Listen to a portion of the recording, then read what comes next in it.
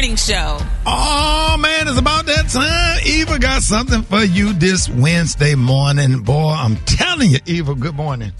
Good morning, Ricky. Good morning, everybody. And welcome to Eva's Corner, where I talk about all things womanhood, motherhood, and the juiciness in between. And Ricky, today it is juicy. I am upset and I need some clarity. Uh-oh. So I was sitting around with some of my girlfriends the other day and we were just talking. One of my friends is currently pregnant.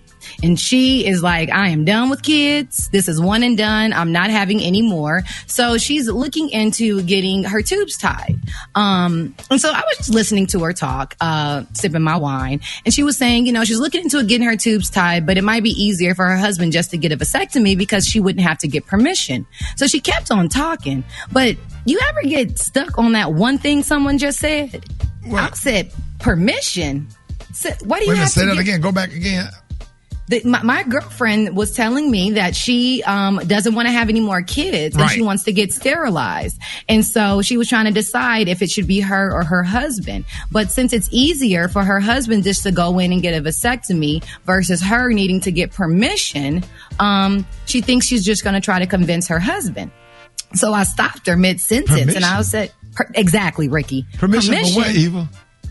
Ricky, so not until 12 years ago did it become actual law in a lot of states that allow women to sign solely to get their tubes tied. But right now, in this day, in 2021, 18 states still allow their healthcare providers to refuse sterilization services without the consent of your spouse.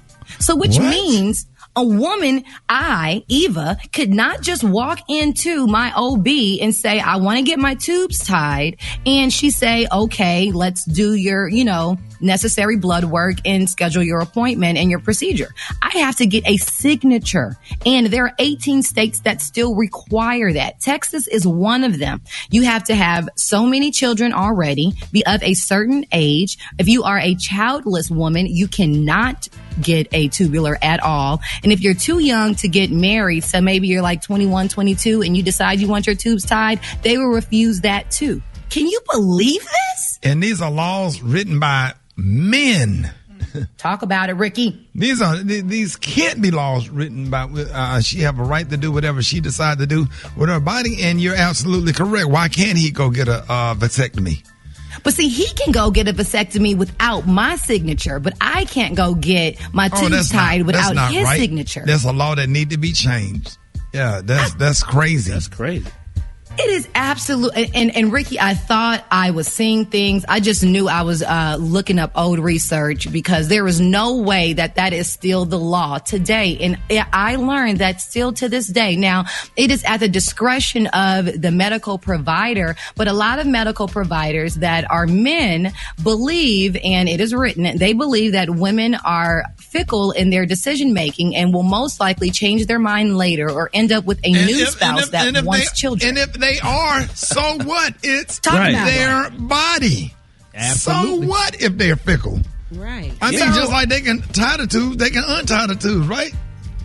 But sometimes they're reversible, but sometimes they're not. But the bigger point is, at what point do we take control of our body? And I'm not trying to be an ultra feminist, but I'm not telling my man what to do with his body. How do you tell me what to do with mine? Absolutely.